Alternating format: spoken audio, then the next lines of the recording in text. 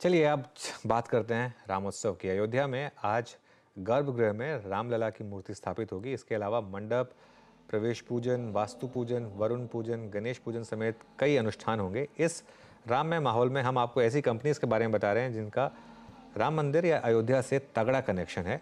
तो आज बात करते हैं एक और ऐसे ही स्टॉक की।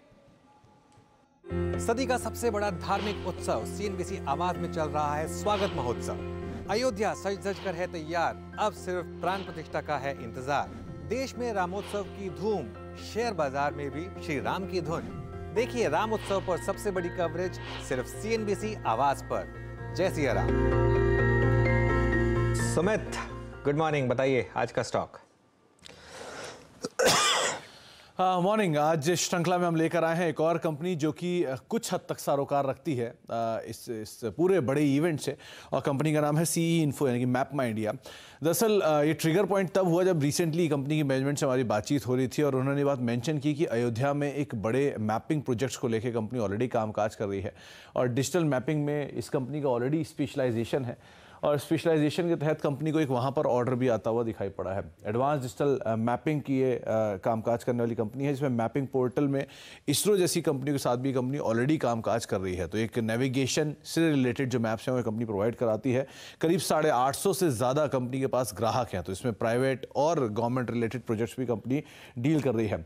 अब कंपनी ने रिसेंटली एक नया मैप लॉन्च किया है, रामायण मैप के नाम से ये मैप कंपनी की तरफ से आता हुआ दिखाई पड़ा है, जिसको मैपल्स ऐप जो कंपनी की प्रोमिनेंट ऐप है उसके ज़रिए कंपनी ने इस मैप को जारी किया है। फिजिकल और प्रिंटेड मैप आर्टवर्क के ज़रिए ये जारी किया गया है और इसका जो तमाम जो युग थे, त्रेता युग से लेकर बाकी युग, वो भी इस मैप के अंदर मेंशन किए गए हैं।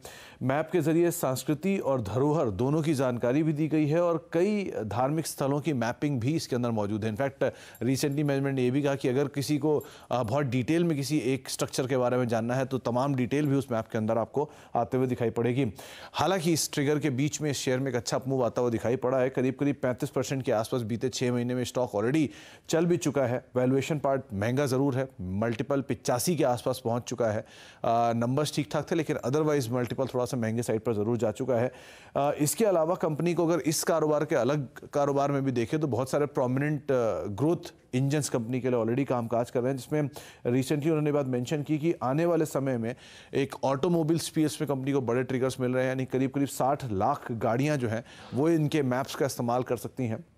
1000 से ज़्यादा कॉर्पोरेट कस्टमर कंपनी के साथ जुड़ने का अनुमान वो गोइंग फॉरवर्ड लगाकर चल रहे हैं। खुद उन्होंने ये बात मेंशन की अपने प्रेजेंटेशन में।